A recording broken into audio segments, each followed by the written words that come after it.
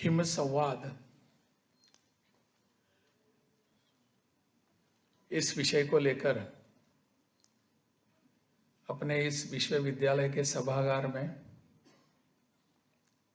कुछ मंथन करें, चिंतन करें, मनन करें और 2-3 दिनों के बाद यहाँ से जाते समय कुछ अच्छा विचार लेकर जिसकी हम कृति रूप कुछ धरातल पर करके दिखाएं,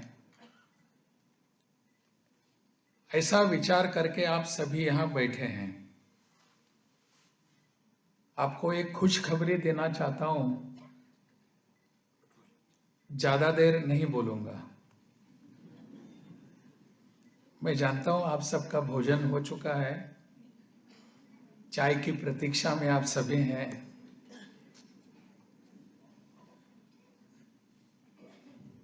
अभी अभी आपने यहाँ जो कुछ विचार सुने वो एक आने वाले 3 दिनों की गोष्ठी की शुभारंभ का कार्यक्रम है। इसका उद्घाटन समारोह यह अभी चल रहा है। ऐसे अवसर पर यहाँ उपस्थित हैं इस विश्वविद्यालय के कुलपति मेरे मित्र राजेश्वर चंदेल जी, जिनका हमने उद्बोधन सुना, पद्मश्री कंवल सिंह चौहान जी, इस कार्यक्रम के मुख्य वक्ता श्याम परांडे जी, सेवा इंटरनेशनल के कार्यकारी निदेशक श्री अभिषेक जी, अपनी यहाँ की उपायुक्त श्रीमती कृतिका जी, अन्य सभी उपस्थित यहाँ मान्यवर, देश विदेश से आए हुए सभी प्रतिभागी, विश्वविद्यालय के सभी शिक्षक, अन्य कर्मचारी, जिला प्रशासन के अधिकारीगण, पत्रकार बंधु और मेरे युवा बहनों और भाइयों, जैसे कि मैंने शुरू में कहा कि हम एक विचार लेकर यहाँ बैठे हैं मंथन करने के लिए। हिम संवाद का विषय यह ऐसा है कि जैसे अपने देश के सभी हिमालयन स्टेट्स हैं, हिमालयन राज्य हैं, उनकी कुछ अपनी समस्याएं होती हैं, उनके कुछ अपने प्रश्न होते हैं और इन प्रश्नों का उत्तर अगर हम ढूंढना चाहेंगे, समाधान देखना चाहेंगे तो और किसी जगह नहीं मिलेगा। इनके उत्तर, इनकी समस्याओं का अगर हम समाधान चाहते हैं तो इनके साथ ही बैठकर मंथन करने के बाद ही मिल सकता है। जैसे कि अपना देश है इतना बड़ा, और इतना बड़ा देश है, इस देश की समुद्री सीमाएं कितनी बड़ी हैं। यहां से पूरी पश्चिमी तट और पूर्वी तट से समुद्र है, इंडियन ओशन है, अरेबियन सी है, बे ऑफ बंगाल है, परंतु इन सभी यहाँ के प्रदेश जो हैं उनकी अपनी कुछ समस्याएं हैं, वो एक जैसी भी होती हैं बहुत बार। इसलिए अपने देश में कोस्ट गार्ड नाम का एक ग्रिड बनाया गया। क्या अपने इस हिमालयन प्रदेशों के लिए हिमालयन ग्रिड बन सकता है? हिमालयन ग्रिड के माध्यम से हम हिमालय प्रदेशों की समस्याओं को इकट्ठा लेकर बैठेंगे, उसका समाधान ढूंढने का प्रयास करेंगे। मुझे लगता है इसको इस दिशा में लेकर जाने की आवश्यकता है। कुछ दिन पूर्व, लगभग 3-4 ही दिन हुए होंगे, अपने देश के रक्षा मंत्री के साथ मैं बैठा था दिल्ली में। आदरणीय राजनाथ सिंह के सामने मैंने यह विषय रखा कि जैसे कोस्ट गार्ड है, कोस्ट गार्ड के उसी द्वारा जैसा हम पूरे उनकी समस्याओं को एड्रेस करने का प्रयास करते हैं, क्या है हम हिमालय के बारे में ऐसे कुछ समस्याओं को एक साथ बैठकर इसका विचार कर सकते हैं? उनको भी कल्पना बहुत अच्छी लगी। संयोग से आज का विषय भी इसी थोड़ा सा इसको स्पर्श करने वाला है।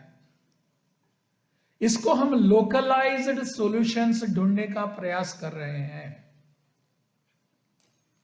यहां के स्थानिक समस्याओं का उत्तर स्थानिक ही उत्तर आ सकते हैं और कहां ढूंढने की आवश्यकता नहीं पड़नी चाहिए, क्योंकि ये समस्या यहां की है तो उत्तर भी समाधान भी यहीं के होने चाहिए। अनेक प्रकार के इसमें प्रयास हो सकते हैं। यहां अपना कश्मीर है, लद्दाख है, हिमाचल है, सिक्किम है, बाकी अपने अरुणाचल प्रदेश है, उत्तराखंड है।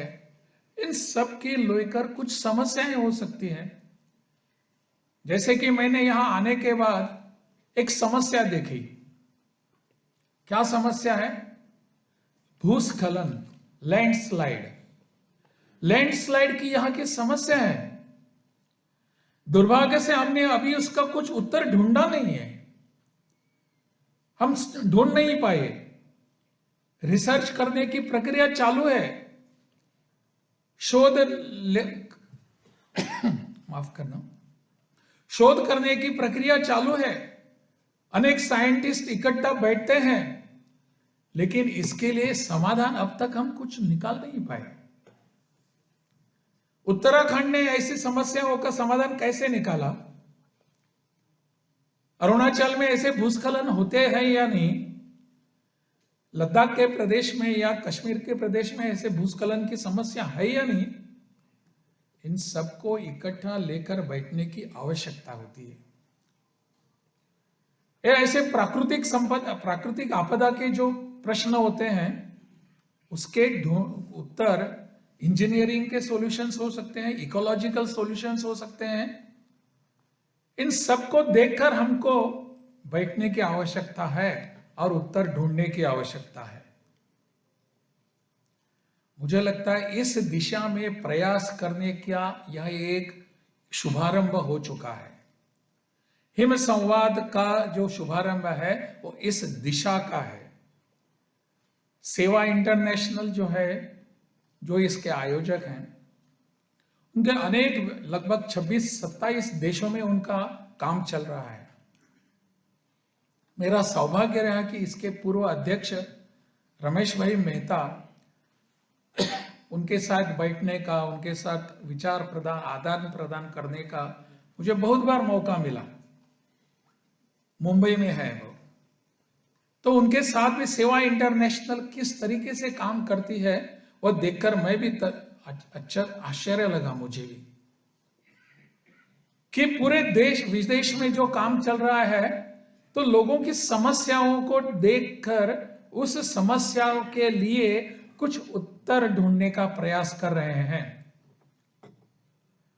और इसके लिए जो आर्थिक प्रावधान होने की आवश्यकता है, उसकी कभी कमियां नहीं होती, रहने दीजिए बस। इसकी कभी कमी नहीं होती। पूरे विश्व भर से लोग देखते हैं कि अपने भारत के बंधुओं के लिए कुछ समस्या है, उसके लिए कुछ आर्थिकी की योजना करने की आवश्यकता है, तो वहां से अर्थ सहाय आ जाता है।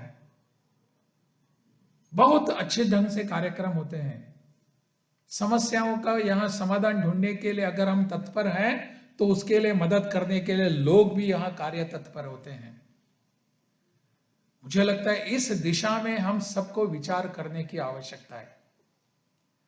जैसे कि परांडे जी बता रहे थे कि यहाँ का सभागार जो है, लगभग 2/3 सभागार युवा शक्ति से भरा हुआ है,